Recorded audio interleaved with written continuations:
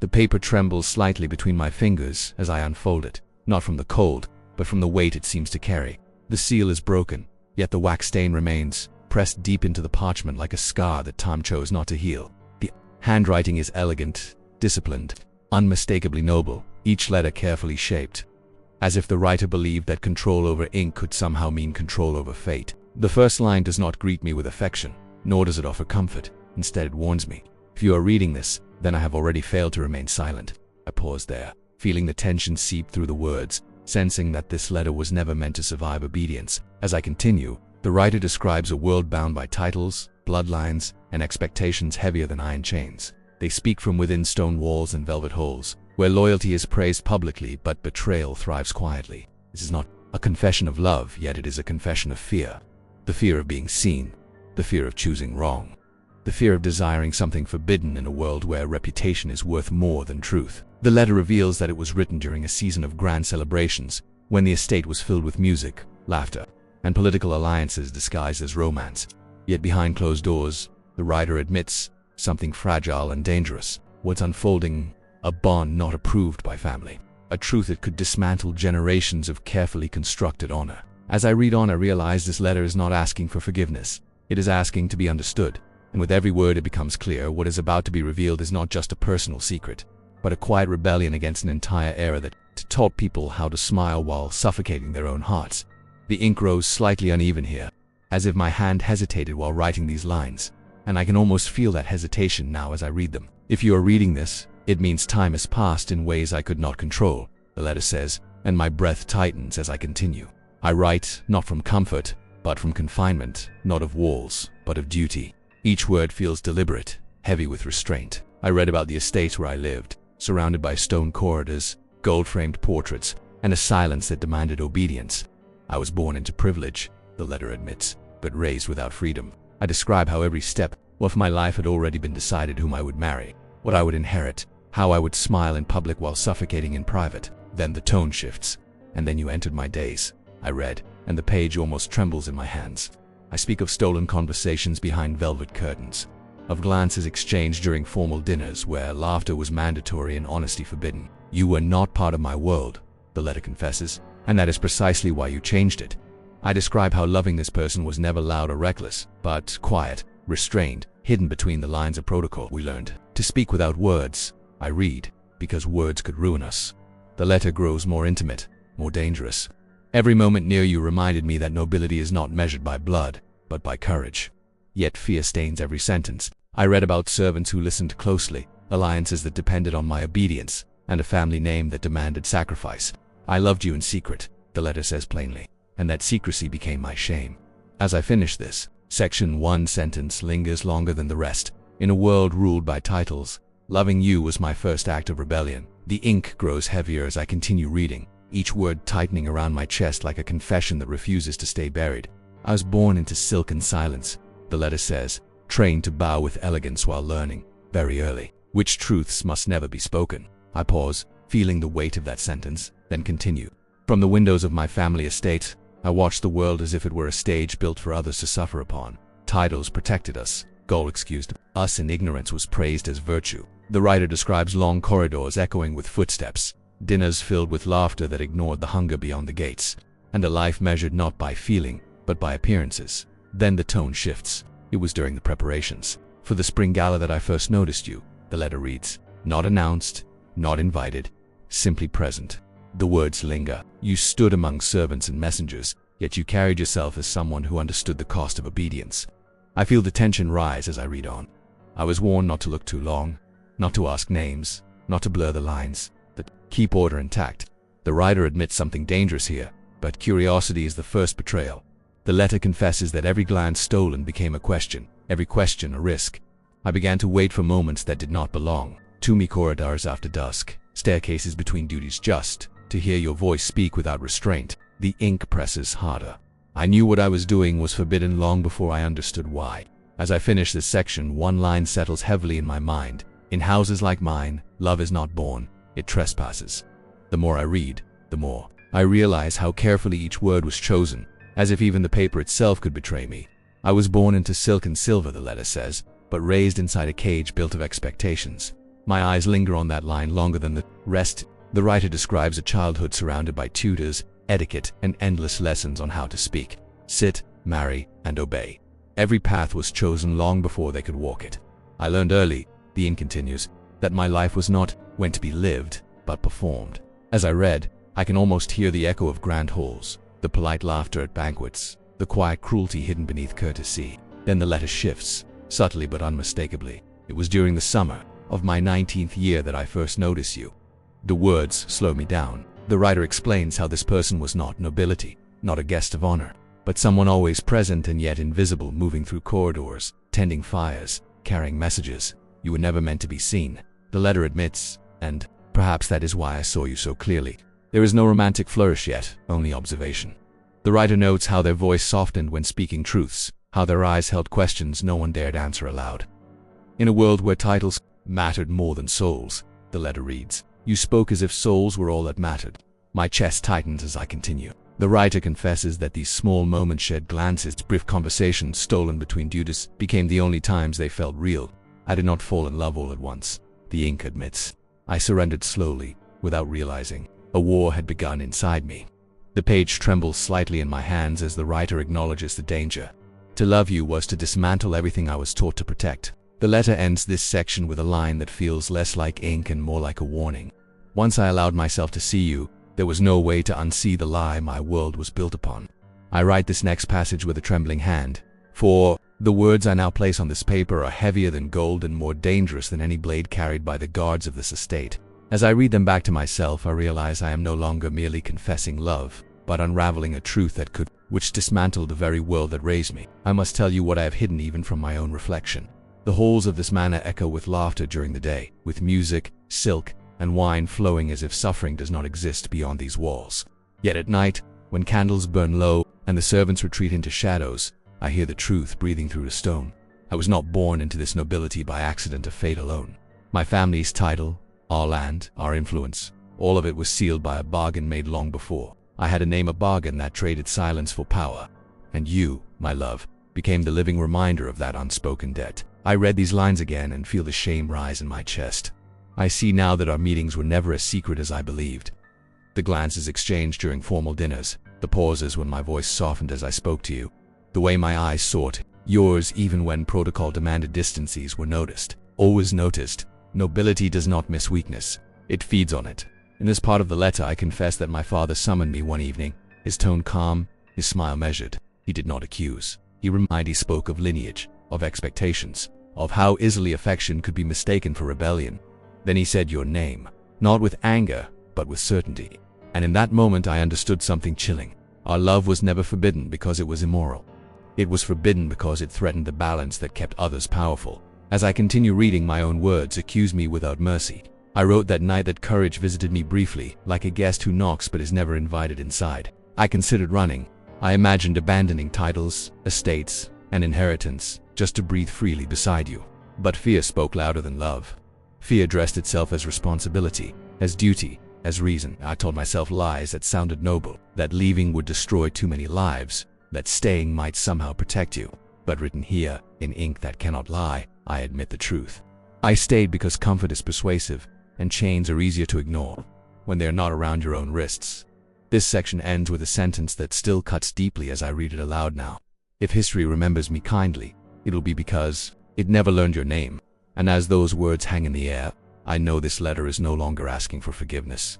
It is preparing the reader for what comes next. I read on, and the words grow heavier as if the ink itself remembers the weight of the ring I was born beneath. I was raised among velvet curtains and polished silver, the letter says, taught that bloodlines mattered more than breath, that a title could excuse 1,000 cruelties. I feel the writer pause in the stroke of the pen, and then confess what was never meant to be confessed. I learned early how to bow without bending my conscience, how to smile while my heart recoiled. The letter speaks of banquets where laughter echoed like music, while beyond the walls hunger kept its own rhythm, and of lessons drilled into a young noble's mind: obedience to family, loyalty to crown, silence above all. Then the tone shifts, subtle but unmistakable. As the writer admits the first fracture, I saw you standing where you did not belong, not because you were out of place, but because the world had placed you beneath me. The page trembles with restraint, emotion as the letter describes stolen glances across marble halls, conversations disguised as commands, and the slow, dangerous realization that admiration had become devotion. Every word I write now, the letter confesses, is treason against the name I carry. I feel the tension tighten as the writer acknowledges the trap closing in, whispers among relatives. Expectations of marriage forged like contracts, and a future decided without the writer's consent. They believe I am loyal to the house, the letter reads. But loyalty is a mask, and I have worn it well. The final lines of this section press harder into the page, almost bruising the paper. If this letter survives, know this: by the time I understood the cost of my silence, it was already being counted against someone I loved. The words that follow feel heavier, as if the paper itself resists being read. If you are still reading, then you must understand that everything written before this point was merely the surface. I have spoken of duty, of titles, or the visible chains of nobility, but now I must speak of the invisible ones. I pause for a moment, feeling the tension in the ink. I was born into silken silence. From my earliest memory, I was taught that restraint was virtue, and that desire was a weakness best buried beneath etiquette and obedience. Yet it was within these walls of marble and gold that my greatest transgression took shape. The letter tightens its grip. They believe I fear scandal. They are wrong, I fear truth. The handwriting sharpens as I continue. You must know that love, when forbidden, does not fade. It sharpens. It listens. It learns how to survive in the dark. The writer describes stolen moments disguised as formality, conversations masked as obligation, glances hidden behind protocol. Every word we exchanged was weighed, measured, and coded. A nod meant longing. A pause meant danger. A smile meant farewell. I can almost hear the echoes of grand halls where nothing could be said aloud. I learned to read your presence, the way prisoners read the sky, searching for signs of freedom in the smallest changes. Then comes a confession that feels almost unbearable. They believe my loyalty lies with my bloodline, but my heart betrayed them long before my actions ever could. I began altering schedules, misplacing documents, delaying small mercies, all unnoticed rebellions. The letter admits that power, when held quietly, can become a weapon against itself. I realized then that the greatest danger was not being discovered, but becoming comfortable with cowardice. The tone darkens. There were nights when I stood before the mirror, dressed in symbols of authority, knowing that every privilege I wore was stained by my silence. The writer speaks of rumors spreading, of eyes lingering too long, of trust thinning like worn fabric. They sense disruption, they always do. Systems built on control can smell defiance even before it acts. My fingers tighten around the page as I read the final lines of this section. If this letter continues, it is because I chose, at last, to step beyond observation and into consequence. What follows will explain why there was never a safe ending, only an honest one. I write now with a hand far less steady than when this letter began, not because age has weakened me, but because truth grows heavier the closer it comes to the center of one's soul. As I read these lines back to myself, I realize this is the first time I have allowed the words to exist without disguise. Until now, everything I have written has been laid in politeness, in duty, in the acceptable language of nobility. But here, in this passage, I no longer hide. I confess plainly that my greatest fear was never scandal, nor exile, nor even death. My greatest fear was being seen as I truly was, a man who understood the injustice of his world and still benefited from it.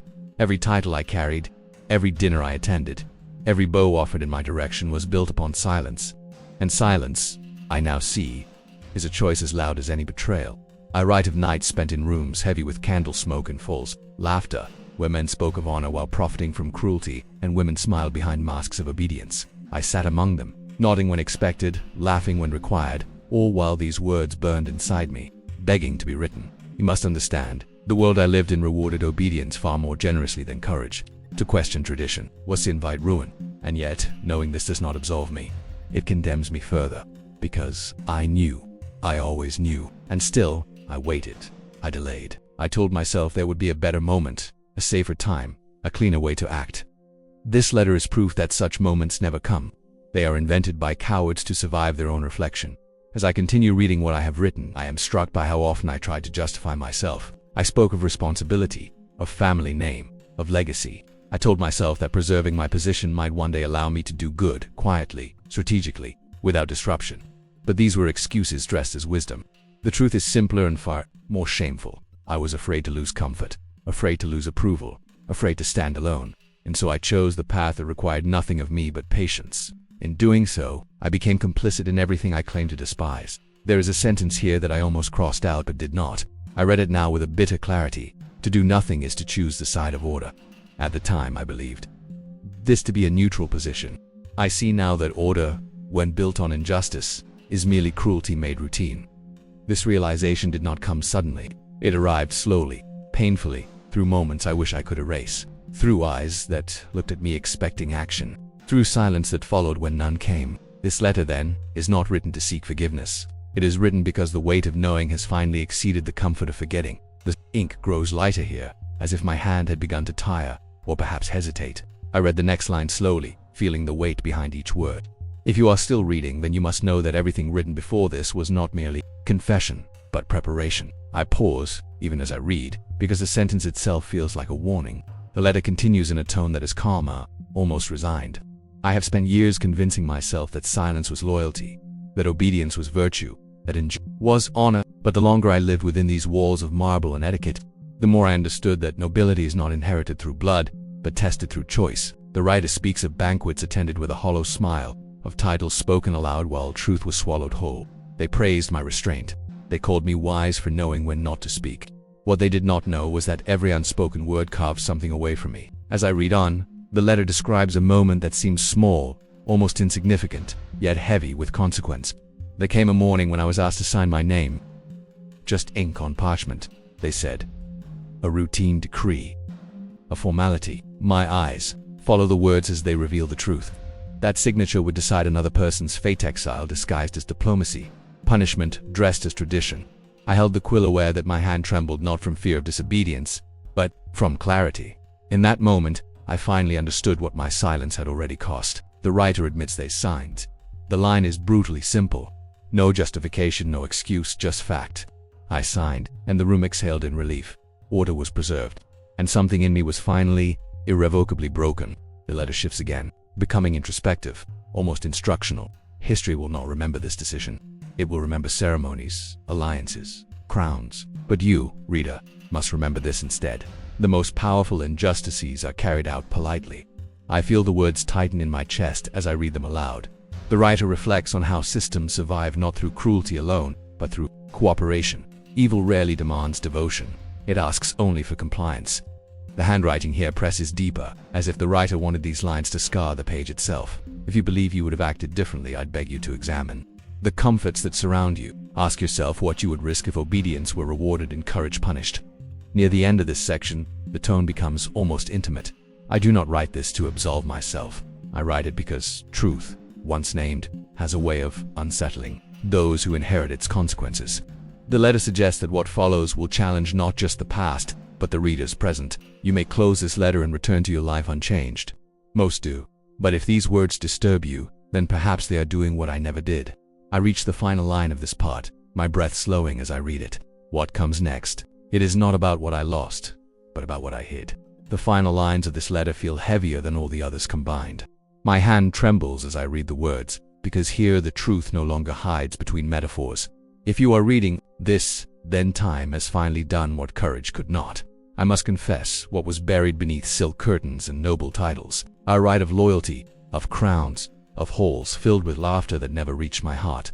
I revealed that the love I described was not merely forbidden by class or tradition, but by blood itself. You were promised to another, not for love, but to preserve a name, a lineage, a power that fed on silence. I admit that every letter I sent was intercepted, every plan undone by those who feared scandal more than sin.